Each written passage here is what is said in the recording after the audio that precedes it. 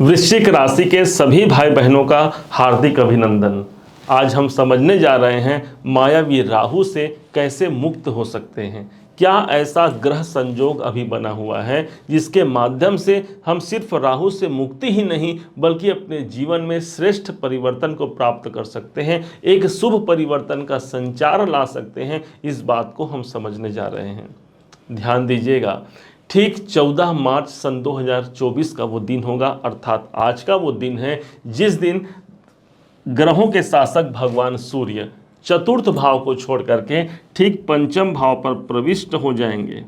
ये पंचम भाव, ये स्थान एक ऐसा स्थान है जो कि त्रिकोणों में सबसे महत्वपूर्ण स्थान माना गया है।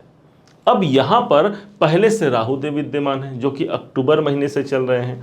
अब ये राहु यहाँ पर उपस्थित है और बुध देवता भी यही है। अब किसी ग्रह का, किसी राजन का यदि हमारे घर पर आगमन होगा तो हम क्या करेंगे?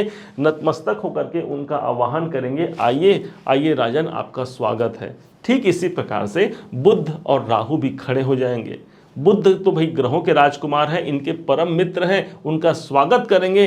राहु चूंकि राजा हैं, इस कारण से वो नतमस्तक करते हुए अपने प्रभाव को शांत कर देंगे। अर्थात राहु के जो दुष्प्रभाव हमें प्राप्त हो रहे हैं उसमें कमी आ जाएगी अथवा मुक्ति मिलने की संभावना अधिक बढ़ जाएगी। लेकिन राहु के मन में एक जिज्ञासा रहेगी कि कब मुझे टाइम मिले तो इस सूर्य को मैं ग्रहण लगा दूं, लेकिन उन्हें यह समय मिल नहीं रहा है। अब होगा क्या? इसके जो पॉजिटिव प्रभाव 14 तारीख से लेकर के 13 अप्रैल तक रहेंगे। इस टाइम पर पंचम भाव प्रभावी रहेगा। कोई सोचे हुए कार्य आपके पूरे हो सकते हैं। कोई ख्वाब है हमारा, क्योंकि एकादश भाव पर दृष्टि है, सूर्य की दृष्टि पड़ रही है, तो यदि कोई इच्छाएं हैं, कोई ख्वाब हम चाहते हैं जो पूरा हो जाए, ये समय होगा जो आपको वहां तक पहुंचाने के लिए एक सफलता कारक समय सिद्ध हो सकता है। यही सूर्य भगवान आपके जीवन में दशमेश बनते हैं, अर्थात आप एक कैरियर के मालिक हैं। एक तो केंद्र के मालिक हो गए और ऊपर से त्रिकोण भाव पर होकर के आपके कर्म क्षेत्र में आपको सफलता दिला जाते हैं। सूर्य प्रतिष्ठा के कारक होते हैं, मान सम्मान दिलाने वाले होते हैं। पंचम पे जाकर आपकी प्रतिष्ठा को बढ़ा जाएंगे। कोई नौकरी से जुड़े हुए कोई प्रॉब्लम है या कोई व्यापारिक जीवन में कोई परेशानियां बाधा चल रही हैं, ये सूर्य भगवान के पास वो साहस है, जहां पर ये जाते हैं उस भाव को प्रकाशित करा जाते हैं। जो सारे संसार, सारे ब्रह्मांड को जो प्रकाशित करे, यदि वो सूर्य भगवान हमारे पंचम भाव, हमारी बुद्धिमत्ता के स्थान पर आ जाए तो सोचिए जरा डिसीजन पावर हमारा कितना अच्छा हो सकता है। हम यदि कोई निर्णय लेना चाह रहे हैं, काफ़ी लंबे समय से हम कोई डिसीजन लेना चाह रहे हैं, तो उस पर आज प्रगाढ़ता आएगी, उस पर एक निरंतरता बनेगी। अपने संतान संबंधी कोई अच्छे डिसीजन ले सकते हैं। यदि आप परेशान हैं, राहु पंचम पे है, प्रेम संबंधों को लेकर के या दाम्पत्य जीवन में अशांति है, यहाँ पर वो प्रगाढ़ता, प्रेम में प्रगाढ़ता देखने को मिलेगी। चूंकि यही सूर्य भगवान दशमेश तो हैं ही, साथ ही साथ इनकी दृष्टि इनकम भाव पर पड़ रही है। कोई अच्छा इनकम का सोर्स निकाल करके आपको दिला जाते हैं। लेकिन राहु के मन में अभी भी वो चल रहा है कि कब मैं इनसे बदला लूं, क्योंकि उन्हें तो भाई भयवश ये दब करके अभी हैं। और कहा गया है शास्त्रों में, भय बिन होए न प्रीति। और ठीक ये समय भी आता है 26 मार्च का डेट। 26 मार्च वो तारीख होगा जिस दिन बुध देव सूर्य का साथ छोड़ करके एक घर आगे प्रविष्ट हो जाएंगे।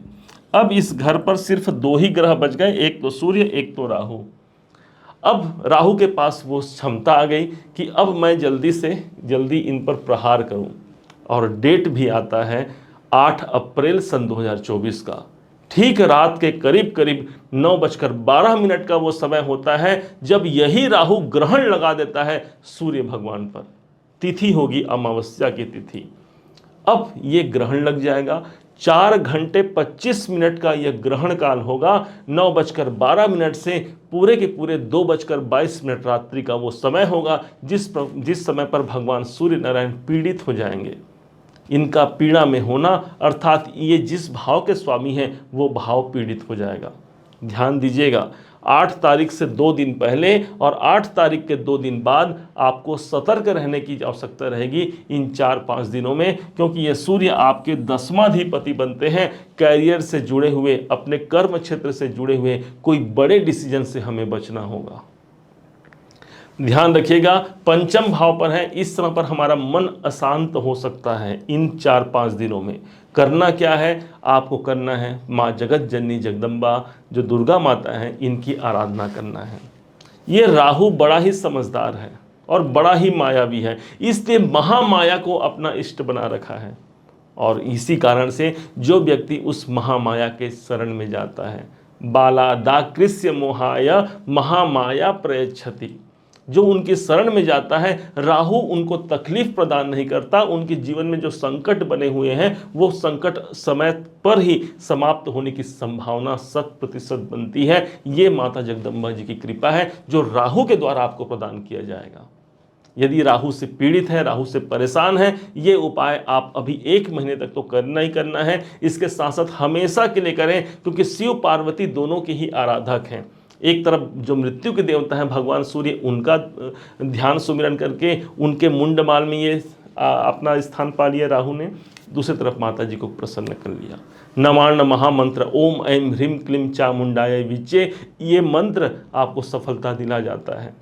सिद्ध कुंजिका स्तोत्र, कीलक, अर्गला, कवच, इन मंत्रों का पाठ भी आपके लिए बहुत सफलता कारक होगा। दुर्गा सप्तशती के किसी भी अध्याय का एकमात्र पाठ भी आप कर लेते हैं, इस समय पर कोई बहुत महत्वपूर्ण घटना आपके साथ घटित हो सकती है और जो शुभ और महापरिवर्तनकारी होगा, अनुकूल होगा। अर्थात मन जाहे राचे मिलहि सोबर सहज सुंदर सांवरो, ये पंचम भाव है, ये हमारे मन का स्थान होता है और मन के अनुकूल सफलता दिलाने में उधर माँ सीता को माता गौरा जी ने उन्हें वरदान दिया था, मन जाहे राच्यो मिलहि सोबर सहज सुंदर सांवरो, तुम्हें सुंदर सांवरा पति प्राप्त हो।